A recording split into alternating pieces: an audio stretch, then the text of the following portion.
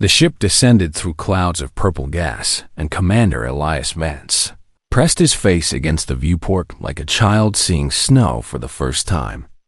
Though what waited below was anything but welcoming, the Valkyrie homeworld stretched beneath him in shades of silver and blue.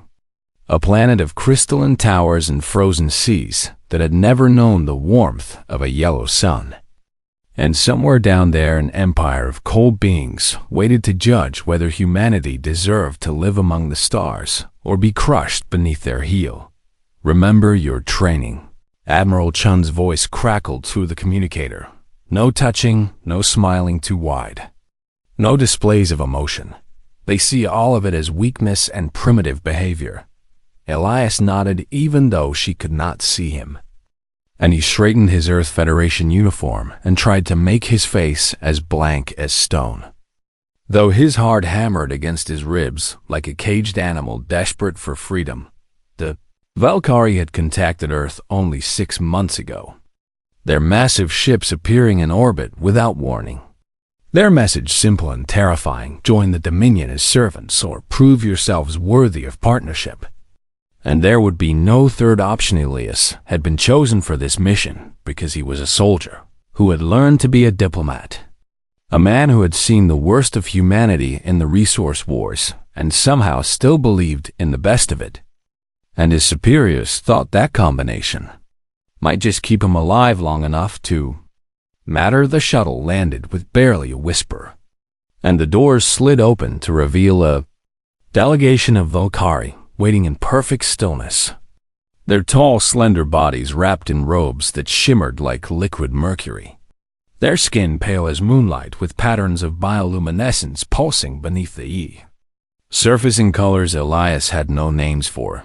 They did not speak with mouths as humans did. Instead, they communicated through those light patterns and through pheromones that hung in the air like invisible music.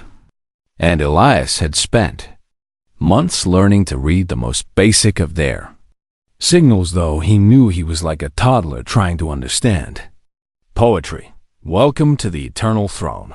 A translation device spoke in a flat mechanical voice.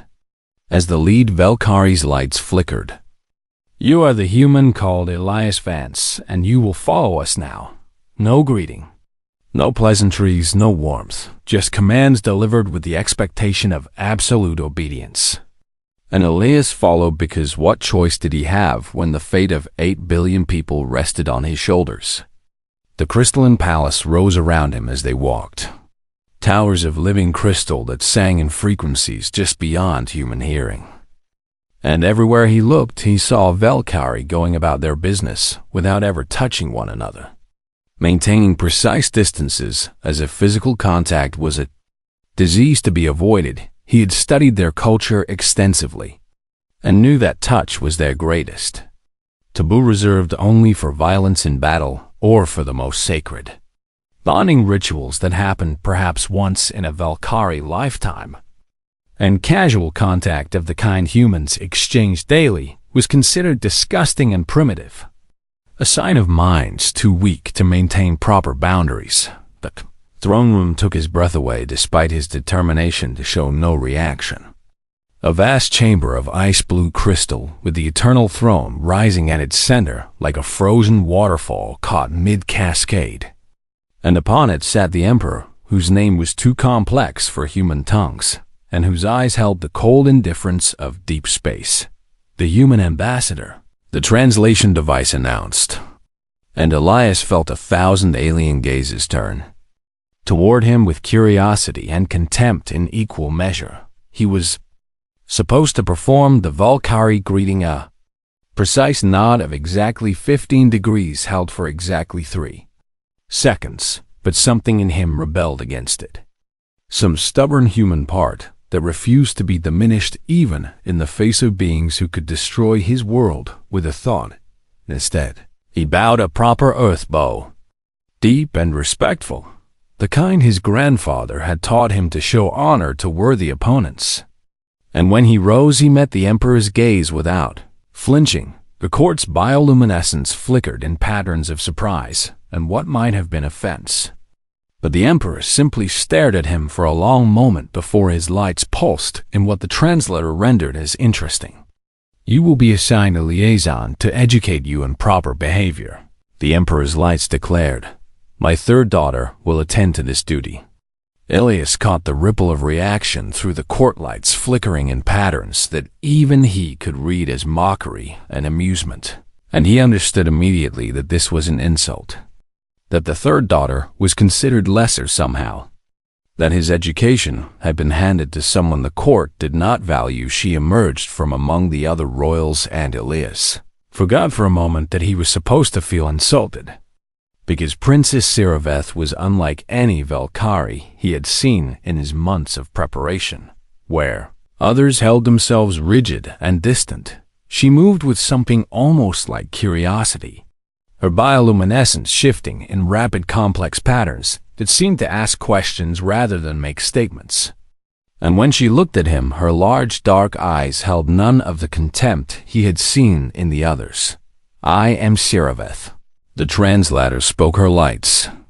"And you are very strange." It was not a greeting any protocol had prepared him for. And Ilias found himself fighting the urge to smile, which would have been a disaster, but something in his expression must have shown, because her lights flickered in a pattern he had never seen documented. Something quick and bright that vanished before he could analyze it. "I am Ilias," he replied, knowing his words would be translated into pheromones by his device. "And I suspect you might be strange too, Princess." The court's lights flared with outrage at his presumption, but Siraveth's pattern shifted to something the translator could not interpret. Something it simply labeled as unknown emotional response, and in that moment, Ilias felt the first fragile thread of connection form between human and alien she studied. Him like a scientist examining a fascinating specimen, circling him slowly while maintaining the required distance. Her lights asking questions faster than the translator could process them. And Ilias stood still and let her look, because he understood somehow that this was the most important test he would face. "You do not fear me," she observed finally. "Should I?" He asked. Her lights flickered again in that unknown pattern, and she tilted her head in a gesture that seemed almost human, almost curious, almost warm in a way that made the watching courtiers shift with discomfort. "Everyone fears the Valkyrie," she said. "It is the natural order of things." "Maybe," Ilias replied carefully. "Or maybe I just see something in you that makes fear feel like the wrong response." The thread of connection pulled tighter.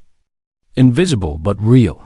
And neither of them knew yet that this moment would change everything, not just for them, but for both their species and for the cold empire that had forgotten what warmth felt like. Siraveth turned to lead him to his quarters, and Ilias followed. And behind them, the Emperor watched with eyes that had begun to calculate, sensing something dangerous in the way his defective daughter looked at this strange warm creature from a primitive world. The game had begun, though neither player yet understood the stakes. The weeks passed slowly in the crystalline palace, and Ilias found himself living two lives, one in the formal meetings, where he played the role of humble human ambassador, and another in the private sessions with Siraveth, where something far more dangerous was growing. She came to his quarters every evening under the official duty of cultural education, and at first their conversations were exactly what they were supposed to be: dry exchanges of facts about trade agreements and diplomatic protocols and the thousand small rules that governed life in the Dominion. But Siraveth was not like other Valkyrie, and her curiosity was a living thing that could not be contained by protocol. And soon her questions began to wander into territory that made Ilias both nervous and strangely hopeful. "Tell me about this thing you call music," she asked one evening, her lights flickering with genuine interest as she sat on a crystal bench precisely 2 meters away from him. "Our records show that humans make sounds together for no practical purpose. Explain this to me." Elias thought for a moment about how to describe something so fundamental to human existence, something as natural to his people as breathing. And then he began to hum a simple melody his mother used to sing when he was frightened as a child, soft and low and full of the warmth that the Valkyrie had bred out of themselves. Long Agasiriveth's bioluminescence stuttered and shifted into patterns he had never seen, chaotic and rapid and somehow beautiful. And she leaned forward slightly as if pulled by an invisible force. "What is happening to me?" she whispered through the translator. "My patterns are. I do not understand what my body is doing. I think," Elias said gently. "You might be feeling something, princess." Feeling? She repeated the word like it was dangerous, like it was a weapon she did not know how to hold. "We do not feel. We process and analyze and decide. But we do not feel. Maybe you were just taught to ignore it," Elias suggested. Maybe the feeling was always there underneath. She was silent for a long time, and her lights dimmed to almost nothing. And when she finally spoke again, her voice through the translator was barely a whisper. "When I was young, barely past my first molt, there was a ceremony for my mother's ascension to a higher rank. And I was so..." She struggled for a word that did not exist in her language. "I wanted to be close to her. I wanted her to know I was proud and happy. So I reached out and touched her hand." Elias felt his heart crack a little at the image of a young alien child reaching for her mother's hand. Such a simple gesture that any human child would make without thinking. What happened? He asked, though he was not sure he wanted to know. She pulled away as if I had burned her. Siriveth's lights flickered in a pattern of old pain. The entire court saw it happen. And I was taken to the correction chamber, where they taught me that touch was contamination, that affection was disease, that wanting closeness was a flaw in my genetic code that needed to be controlled, if not eliminated. "That's not a flaw," Elias said fiercely. "That's the most natural thing in the universe children reach for their parents. It's how we know we're safe, how we know we're loved." Loved. Again, she repeated an alien word. What is loved?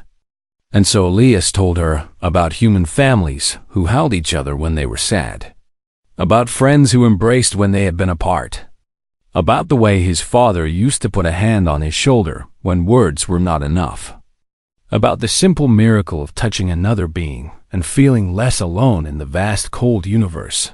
Raveth listened with her lights pulsing in that strange, chaotic pattern, and Elias could see something happening inside her, something awakening that had been buried so deep she had forgotten it existed. "Show me," she said suddenly. "The archives have images, but I do not understand what I'm seeing." "Show me what you mean by this touching." Elias knew he should refuse, knew that what she was asking could get them both killed, knew that he was an ambassador with the fate of humanity, resting on his ability to follow the rules. But when he looked at Siriveth, he saw a creature who had been starving her whole life for something she did not even have a name for, and he could not bring himself to let her starve any longer. He stood and crossed the distance between them slowly, giving her every chance to retreat. And when he reached her, he knelt so that their faces were level, and he held out his hand palm up like an offering. "You can touch it," he said softly. "It won't hurt you, I promise." Her hand trembled as she reached toward him, this princess who commanded fleets and could have ordered his execution, with a single flash of her lights. And when her cool fingers finally made contact with his warm palm, her entire body lit up in patterns so complex and brilliant that the room seemed to fill with stars. "Oh," she gasped. And the translator could not capture the depth of that single sound. Elias turned his hand and gently closed his fingers around hers. And Siriveth made a sound that was not language, something raw and ancient and full of 10,000 years of suppressed longing finally finding release. "This is what we do," Elias told her. "When we want someone to know they are not alone." They stayed like that for a long time, hand in hand in the cold crystal room.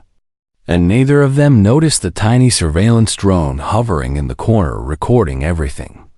Its data streaming directly to the palace's central intelligence system. In the Emperor's private chamber, an alert flashed on his console flagged behavior from his third daughter's assigned human. Physical contact detected. Contamination protocols recommended. And he studied the footage with eyes that had grown colder with every passing century. Fascinating, he murmured to himself, watching his disappointing daughter light up like a newborn star. So the human sickness spreads through touch, good to know.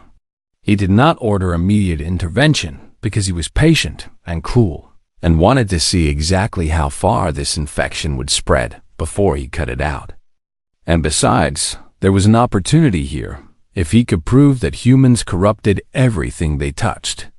The decision to subjugate Earth would be so much easier to justify. Meanwhile, Siravath returned to her own chambers and spent the entire night watching human cultural archives, videos of families reuniting at airports, of soldiers coming home to their children, of old couples walking hand in hand through parks, of friends embracing after long absences, and with each image she felt something cracking open inside her, something that hurt and healed at the same time. By morning, she understood that everything she had been taught about human weakness was a lie, and that the Valkyrie had not evolved beyond primitive emotions. They had simply amputated a part of themselves and called the wound progress. She also understood that she was falling into something she had no name for, something centered on a warm, strange creature from a primitive world who had held her hand like it was precious. And she did not know whether to be terrified or grateful that she was finally learning what it meant to truly feel alive. The Ascension Gala was the most important event in the Valkyrie calendar, a ceremony that happened only once every decade, when the Emperor would announce major decisions that would shape the future of the Dominion for generations to come. And this year, everyone knew what decision was coming. The fate of humanity would be declared before 1,000 dignitaries from across the galaxy. And Elias stood among the crowd in his formal Earth military uniform, feeling like a man waiting for his own execution while trying to look dignified about it. The throne room had been transformed into a spectacle of light and crystal, with holographic displays showing the might of the Valkyrie fleet and the vast territories under their control. And among those displays, Elias saw images of Earth, small and blue and heartbreakingly beautiful, floating in the void like a fragile ornament that could be crushed at any moment. He searched the royal dais for Siravath and found her standing among her sisters, her bioluminescence dimmed to almost nothing as protocol demanded, and she looked so small and distant that he almost could not recognize the being who had held his hand in the darkness and learned what it meant to feel. They had not spoken in 3 days. She had been called away for preparation rituals that he suspected were actually interrogations, and he did not know if she was safe or if their connection had been discovered, or if everything they had built together was about to come crashing down. The Emperor rose from his throne, and the entire hall fell silent. 1,000 beings holding their breath as the most powerful creature in the known galaxy prepared to speak. We gathered to mark the turning of the cycle. The Emperor's lights pulsed in patterns that the translation systems broadcast throughout the chamber, and to announce our decision regarding the species known as humanity. Elias felt his hands curl into fists at his sides, but he kept his face blank, kept his posture straight, kept his eyes forward even as his heart hammered with fear and anger and desperate hope. We have observed these creatures for some time now, the Emperor continued, and we have learned much about their nature. They are quick to breed and quick to die. They fight among themselves constantly. They waste resources on frivolous pursuits they call art and music and entertainment. A murmur of agreement rippled through the court, lights flickering in patterns of contempt and superiority, and Elias bit the inside of his cheek hard enough to taste blood. But most revealing of all is their emotional instability. The Emperor's voice grew sharper through the translator. They form attachments based on chemical responses they cannot control. They make decisions based on feelings rather than logic. They cling to one another like frightened animals in the dark. He paused, and his lights pulsed in a pattern that Elias recognized as cruel amusement. They call this weakness love, and they are proud of it. They actually believe that this primitive dependency makes them strong, when in truth, it makes them slaves to their own biology, incapable of the cold, clear thinking that true advancement requires. The court's lights flared in agreement and laughter, and Elias stood there being mocked before the galaxy while the species that had created music and poetry and cathedrals was reduced to a punchline. It is our judgment that humanity is unsuitable for partnership, the Emperor declared. They will be offered a place in the Dominion as a servant species. Their world will be managed for optimal resource extraction, and their population will be— He never finished the sentence. A gasp went through the crowd.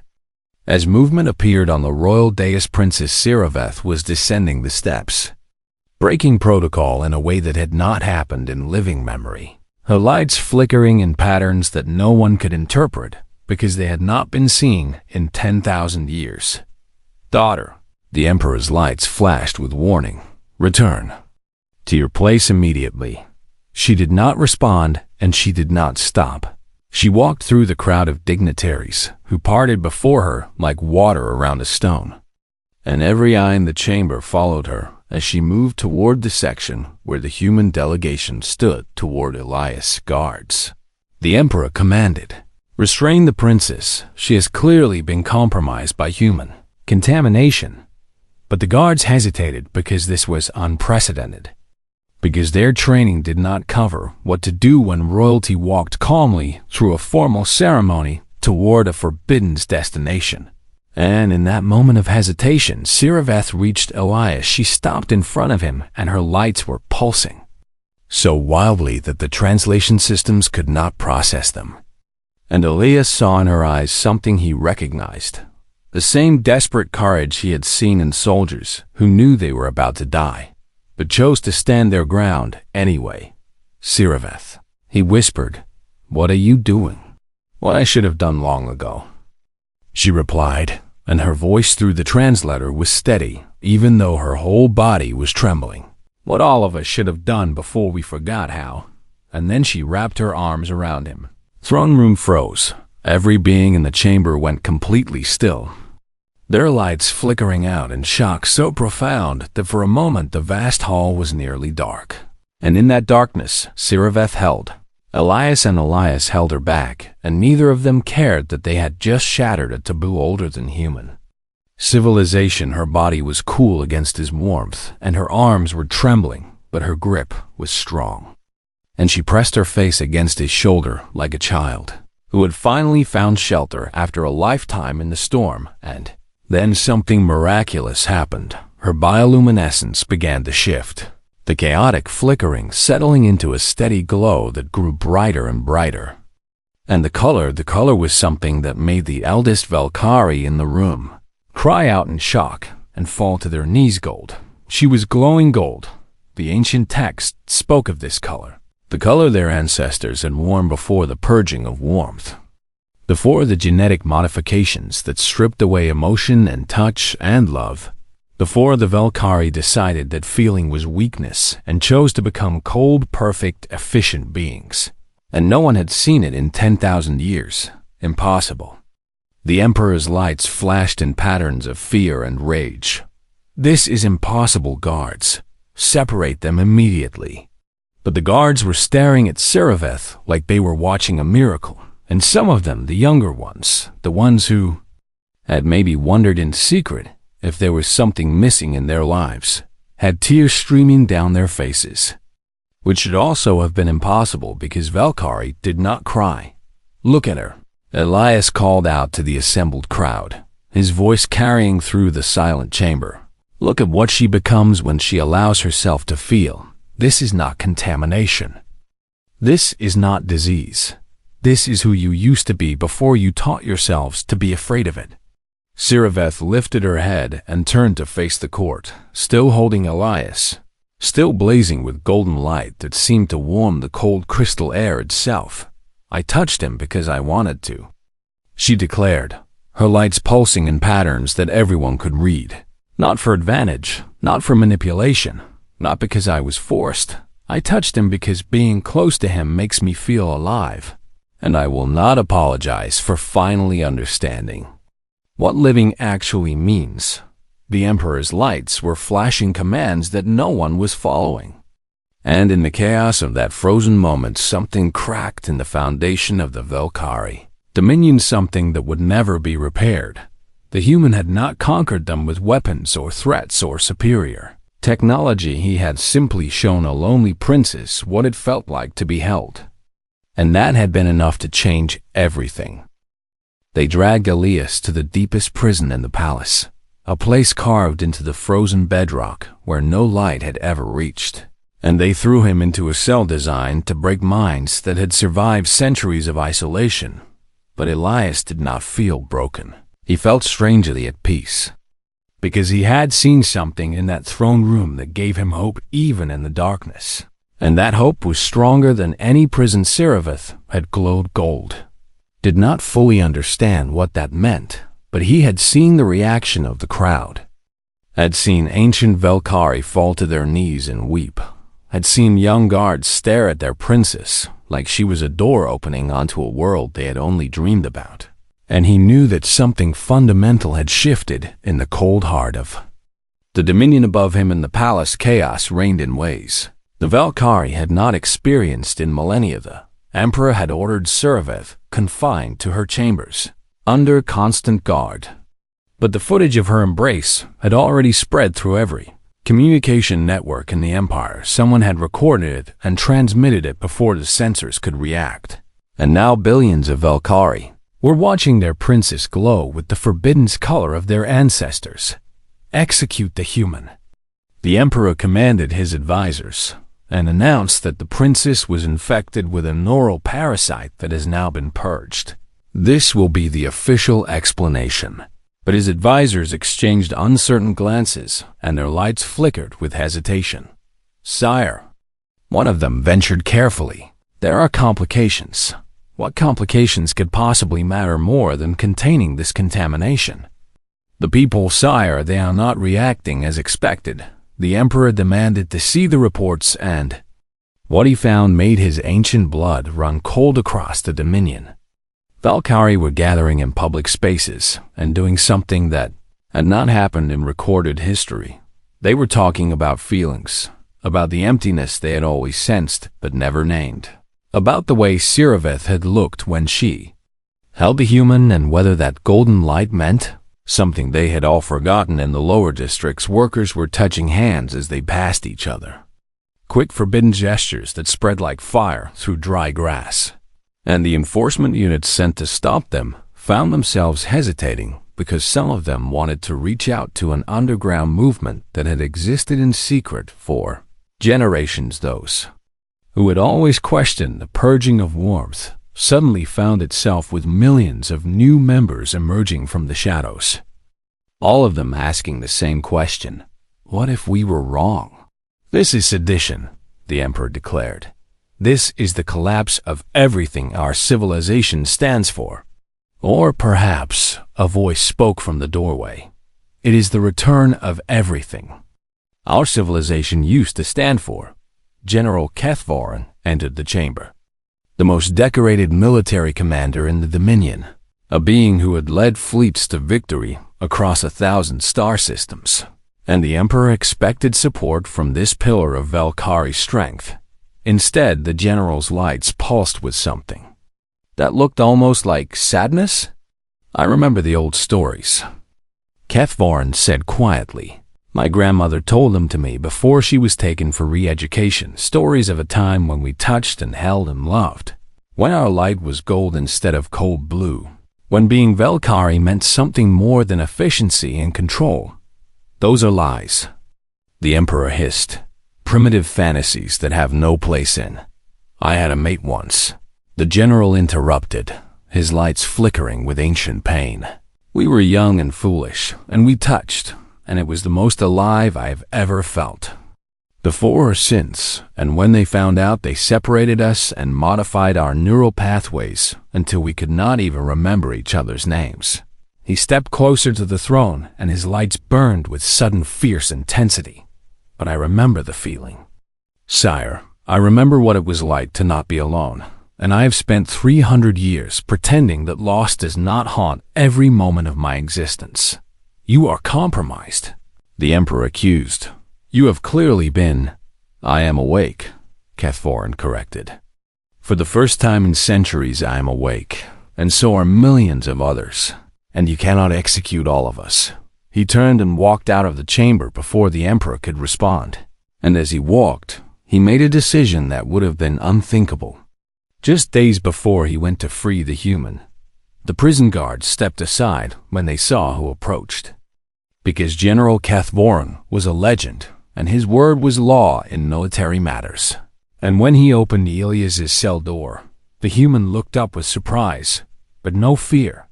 You should be afraid of me, the general observed. I have killed more beings than you could count in a lifetime. Maybe. Elias replied, but you're here to help me, aren't you? How do you know that?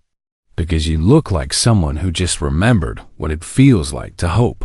The general's lights flickered in that strange gold-touch pattern that was spreading across the Dominion. And he reached out his hand, the first time. He had voluntarily touched another being in 3 centuries. Elias took it without hesitation. The princess is scheduled for public execution tomorrow, Cathvorin said. The Emperor believes that destroying her will end this uprising. But he is wrong. It will only prove that the old ways are too afraid of the new to let them exist. Then we need to stop it.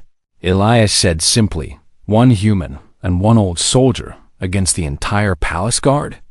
You're not alone, Elias reminded him. And neither am I. Siriveth showed everyone what was possible. And now we just need to remind them that they can choose it for themselves. Meanwhile, in her chambers, Siriveth was also refusing to be broken. Guards had cut her off from all communication, but she had found a way into the palace broadcast system, a backdoor that her sisters had never discovered because they had never thought the defective princess clever enough to find it. And she was preparing a message she recorded, herself speaking directly into the camera, her lights pulsing with gold that seemed to grow stronger the more she spoke from her heart. I touched him because I wanted to, she said. Not for power, not for advantage, not because I was forced. I reached for him because I have been lonely my entire life. Because all of us have been lonely. Because we were taught that loneliness was strength when it was really just a wound we inflicted on ourselves. She paused and her light softened.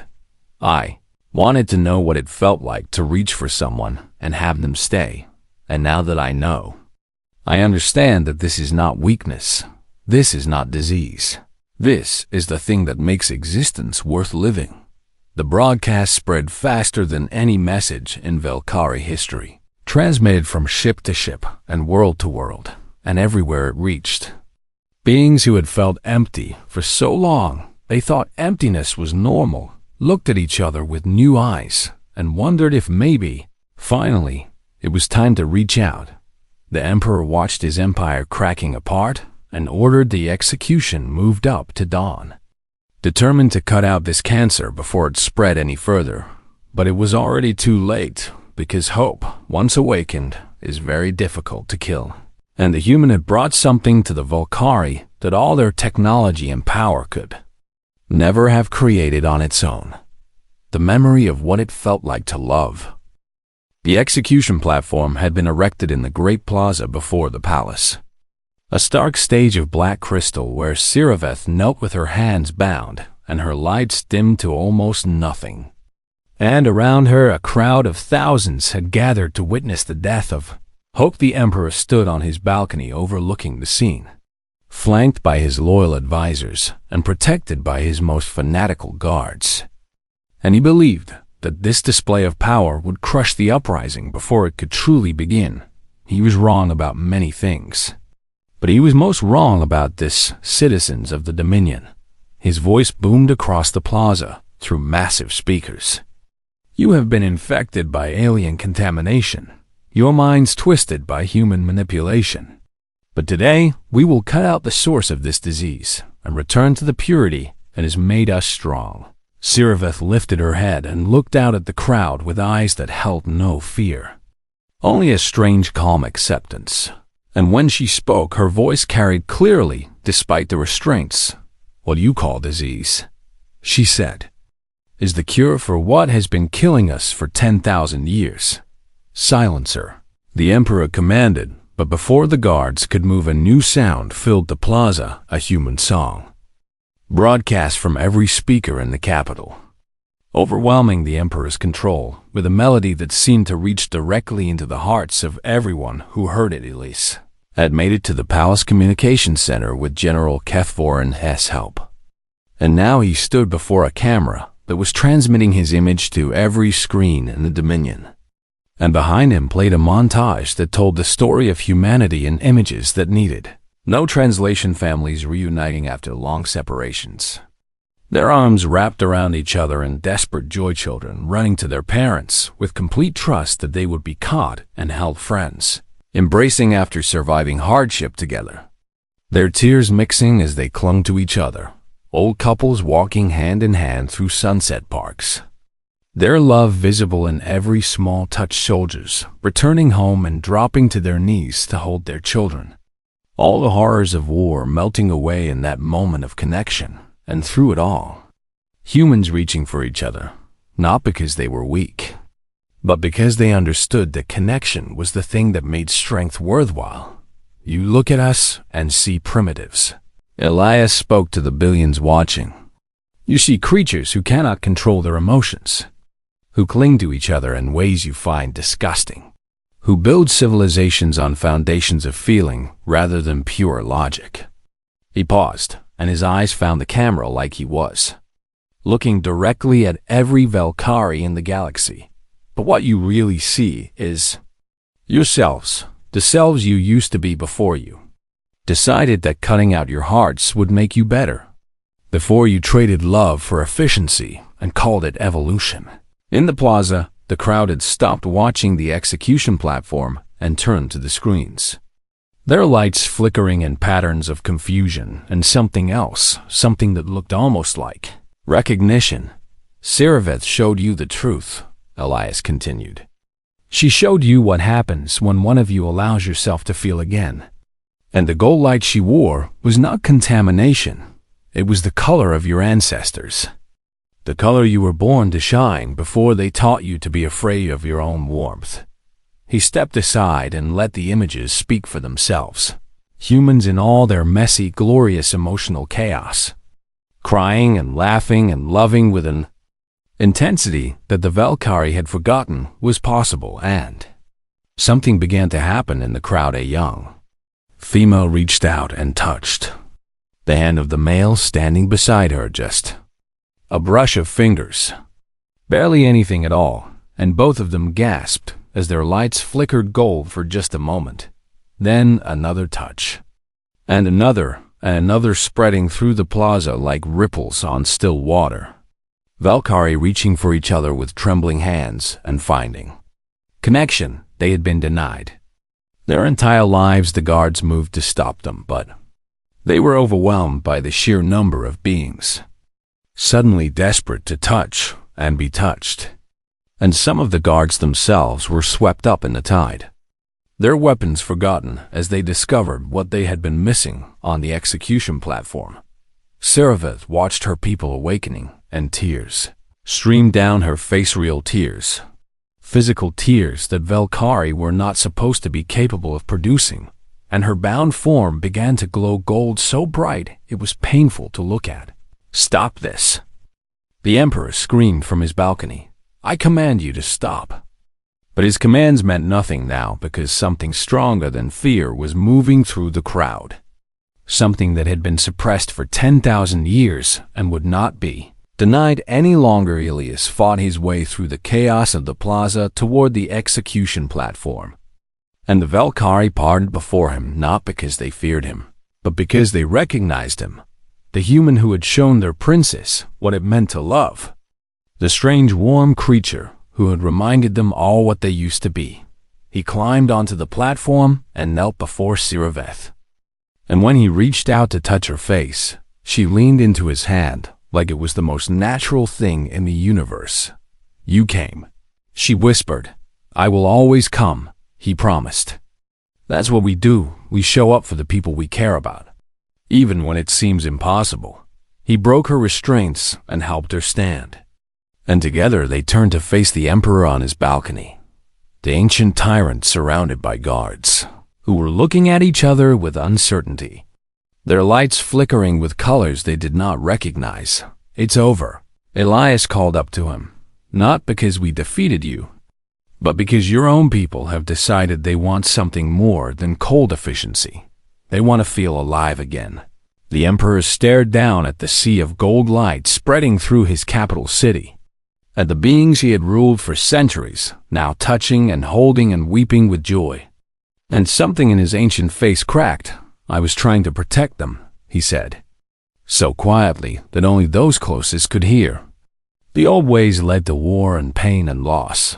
I thought if we could eliminate the attachment, we could eliminate the suffering. You cannot have one without risking the other," Siriveth replied, her voice carrying on the sudden stillness. "But the joy is worth the risk of pain, and the love is worth the fear of loss. This is what the humans understand that we forgot." The Emperor was silent for a long time, and when he finally stepped back from the balcony and retreated into his palace, everyone knew that an era had ended. In the months that followed, the Dominion transformed in ways no one had thought possible. Human counselors arrived to help Velkari rediscover their emotional heritage. New treaties were signed based on partnership rather than domination.